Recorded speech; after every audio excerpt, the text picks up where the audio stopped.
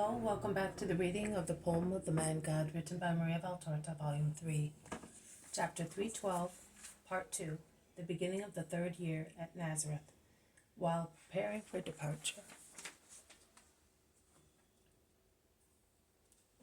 They go into the little room that is so crowded with people that the apostles had to move into the kitchen, into Joseph's workshop, with the exception of Alphaeus' two sons, who have remained with their mother and sister-in-law. The latter are joined by Mary, who comes in holding little Alphaeus by the hand. Mary's face shows clear signs of weeping. While she is about to reply to Simon, who assures her that he will come to see her every day, a cart is proceeding along the little street with such a clanging of harness bells that it draws the attention of Alphaeus' children, and the door is opened at the same time as they hear knocking outside. Simon Peter's merry face appears. He is still sitting on the cart, knocking at the door with the handle of the whip. Beside him, shy but smiling, there is Porphyria, sitting on cases and boxes as on a throne. Margium runs out and climbs on the cart to greet his adopted mother. The others also come out, including Jesus.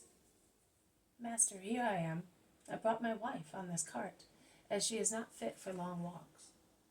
"Mary, may the Lord be with you, and with you, Mary of Alphaeus." He looks at everybody while getting off the vehicle, and helps his wife to get off, and greets them all together. They would like to help him unload the cart, but he objects resolutely. Later, he says. And without ceremony he goes to the large door of Joseph's workshop and opens it wide, endeavoring to take the cart in as it is.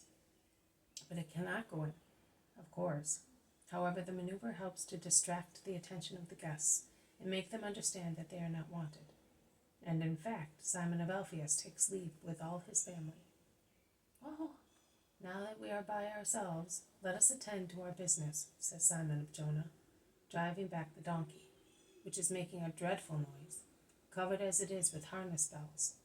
So much so that James of Zebedee cannot help laughing and asks, "Where did you find it harnessed like that?"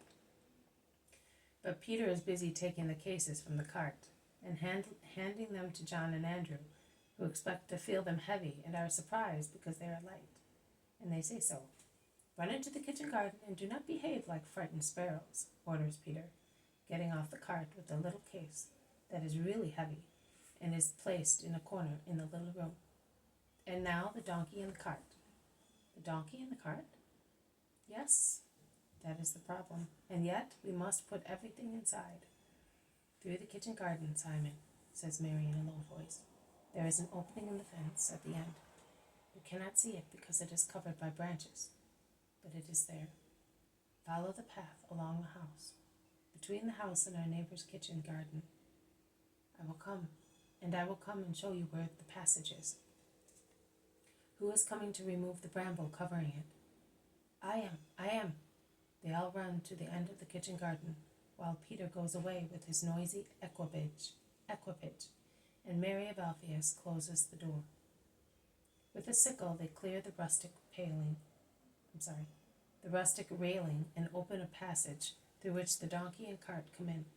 "Oh, well, and now let us take all this away. They have deafened me," and Peter hastens to cut the strings which fasten the bells to the harness. "Why did you leave them on, then?" asks Andrew. "So that everyone in Nazareth could hear me arrive.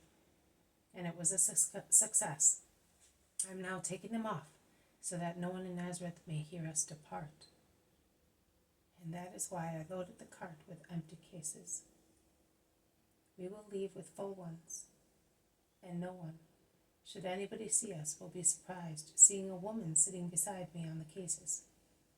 Our friend, the one who is far away from us just now, boasts that he has a good practical sense. But I have it too, when I want." "Excuse me, brother, why is all this necessary?" asks Andrew, who has watered the donkey and taken it to the rustic wood store near the stone oven. "Why? Don't you know? Master, do they not know yet?" "No, Simon, I was waiting for you. Come into the workshop, all of you. The women are all right where they are. You did the right thing in doing what you did, Simon of Jonah. They go into the workshop, while Porphyria with the boy and the two Marys remain in the house. I wanted you here because you must help me to send John and Syntyche away, very far away.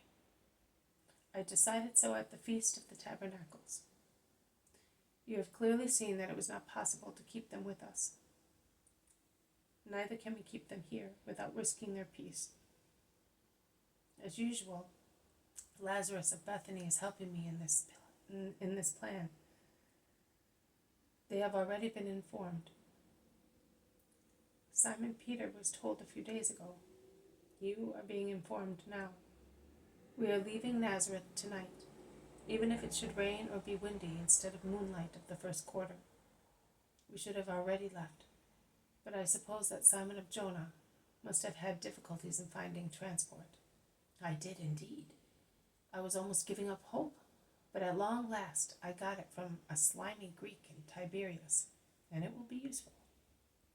Yes, it will be very useful, particularly for John of Endor. Where is he?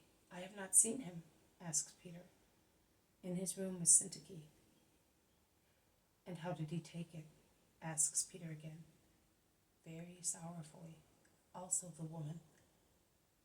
And you as well, master. Your forehead is furrowed with a wrinkle, which was not there before, and your eyes are sad and severe, remarks John. It is true. I am deeply grieved, but let us speak of what we have to do. Listen to me carefully, because we shall have to part. We will leave this evening, halfway through the first watch. We shall leave like people who run away because they are guilty. But we are not going away to do anything wrong. Neither are we escaping because we have done it. We are going away to prevent other people from harming those who would not be strong enough to bear it. So we are leaving. We will go via Sepphoris. We will stop in a house halfway and then leave at dawn. It is a house with many porches for animals. There are shepherds there who are friends of Isaac. I know them.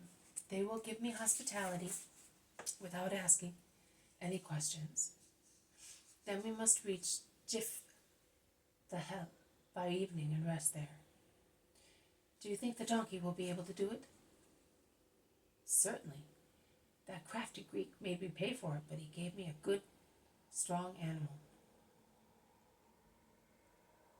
This has been a reading from the poem of the Man God, written by Maria Valtorta, Volume 3. Chapter 312, Part 2. The beginning of the third year at Nazareth while preparing for departure. Thank you for listening. I will see you tomorrow. May God bless you, and may peace be with you.